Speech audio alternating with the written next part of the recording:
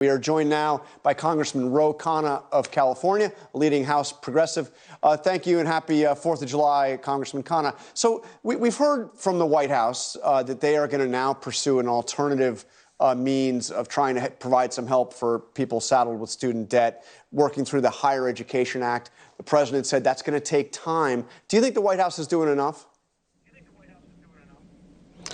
John, I am pleased that the White House is invoking the Higher Education Act. As you know, Justice Roberts explicitly said in the opinion that the opinion has no bearing on the Higher Education Act. I do hope that the White House will make sure that the interest doesn't accrue starting in September. I know the president has said he isn't going to refer students to the credit agency. I also believe under the Higher Education Act, he can stop the interest accrual. You've called for a total pause in payments, as I understand. Have you expressed that to the White House? I have, John. I mean, you have all of these students who have relied on a promise that they are going to have their student loans forgiven. I had to take out $150,000 of student loans. There were times in my life where I had to have a forbearance. I'm fortunate now and been able to pay them off, but this is a real hardship. And when people out there are saying that they are relying on this, we should at least pause it until that is forgiven, especially when we have a Supreme Court who, in my view, has usurped the authority of Congress. Look, the Congress passed the HEROES Act. If you believe that Congress gave the president too much authority under the HEROES Act, then the solution is Congress can repeal the HEROES Act. But Justice Roberts and his court shouldn't be overturning the will of Congress just because they think Congress gave too much power to the president. But the argument that the court's making is that the HEROES Act does not give the president the authority to rewrite student loans. In fact, this was a position essentially that was taken by Nancy Pelosi. I know you've called for the president to forgive $50,000 in student debt through executive action. Take a look at what Nancy Pelosi had to say about that just 2 years ago. People think that the president of the United States has the power for debt forgiveness. He does not. He can postpone, he can delay, but he does not have that power. That has to be an act of Congress. And the Supreme Court decision quoted those words.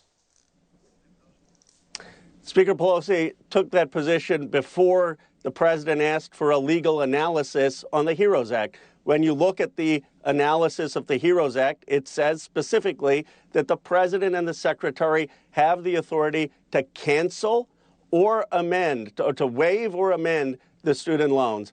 There was an analysis done that the secretary has that authority. He has to, over a certain amount, get the approval of the attorney general. And the speaker said after she looked at that legal analysis, it was clear to her that under the HEROES Act, the administration did have that authority. Now, we can have an argument that the HEROES Act passed in 2003 in the wake shortly after 9/11 was way too broad in giving that kind of authority to the president and the secretary. I don't believe it was the case. That's a legitimate argument. The place to make that argument is in the United States Congress. It's not for unelected justices to override what Congress has passed, and that's what this court is doing. It's very dangerous. They are basically reinterpreting congressional statute to fit their ideological preconceptions.